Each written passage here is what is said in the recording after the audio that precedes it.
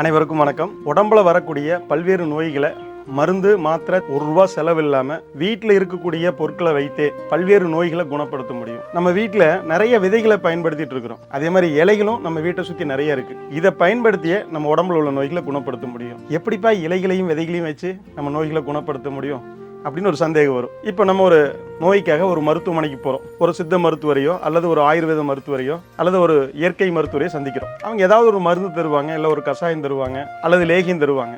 அது எதுலேருந்து தயாரிச்சிருப்பாங்க அப்படின்னா ஒரு இலைகளோ அல்லது விதைகள்ல இருந்தா அந்த மருந்து தயாரிச்சிருக்க முடியும். ஆனால் இதில் ஒரு சிறப்பு என்னன்னு கேட்டிங்கன்னா, இப்போ ஒரு கொய்யா விதை இருக்குது. அந்த விதையை அப்படியே பூமியில் போடுங்க, ஒரு செடியை உருவாக்கும். அதை உடச்சி போடுங்க, செடியை உருவாக்காது. இப்போ ஒரு இலை இருக்குது.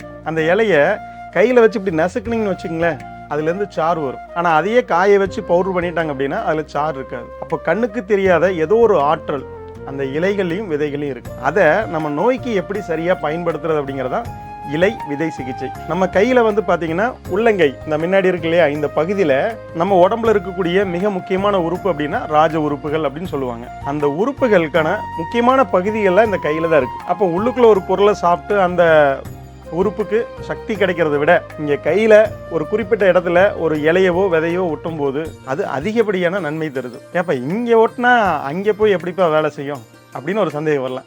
இப்போ நம்ம வீட்டில் டிவி இருக்கும். டிவி ஒரு பக்கம் இருக்கும், ரிமோட் ஒரு பக்கம் இருக்கும். இங்கேருந்து அமுத்துனா அங்கே வேலை செய்யும். அதே மாதிரி தாங்க இங்கே உள்ளங்கைகளில் ஒரு குறிப்பிட்ட இலையவோ விதைகளோ ஒட்டும் போது இந்த உடம்பு தன்னைத்தானே குணப்படுத்தும். இப்போ நம்ம நிறைய வேலைகளை கைகளை பயன்படுத்தி தான் வேலை செய்வோம். அப்போ இயற்கையே என்ன செஞ்சுருக்குன்னா, கைகளை பயன்படுத்தும் போது அந்த ஒரு குறிப்பிட்ட இடங்கள் தானாக தூண்டப்பட்டு அது நம்ம உடம்புல ஆரோக்கியம் தர்றதுக்காகவே இயற்கை அந்த மாதிரி வடிவமைச்சிருக்கு. அதை நம்ம சரியாக புரிஞ்சுக்கிட்டு எந்த இடத்துல எந்த உறுப்பு அமைஞ்சிருக்கு, எந்த இலையை எந்த விதையை எந்த நோய்க்காக ஓட்டணும், இதை மட்டும் தெரிஞ்சுக்கிட்டா போதும், எளிமையாக அந்த நோய்களை குணப்படுத்திக்கலாம். இப்போ சின்ன சின்ன நோய்கள்லாம் இருக்குன்னு வச்சுங்களேன். இப்போ வயிறு ஜீரணமாக மாட்டேங்குது, தூக்கமின்மை, மனம் சார்ந்த பாதிப்புகள், சளி, இருமல், வயிறு வலி, வயிறு உப்புசம், மலச்சிக்கல், இதையெல்லாம் இந்த இலை விதை சிகிச்சையில் மிக அருமையாக எளிமையாக சில மணி நேரங்களில் சில நாட்களில் சரி பண்ண முடியும். நீண்ட காலமாக ஒரு நோய் இருக்குது. அப்போ இதை ஒரே நாளில் இதை குணப்படுத்த முடியுமா அப்படின்னா நிச்சயமாக அந்த இலை விதை சிகிச்சையால் முடியாது.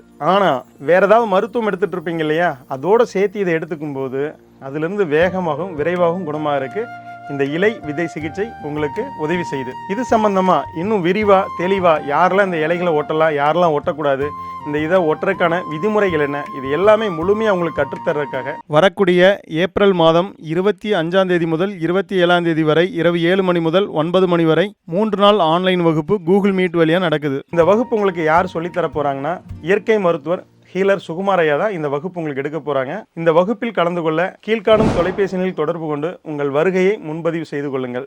இதற்கான கட்டணம் ₹1000. நன்றி, வணக்கம்.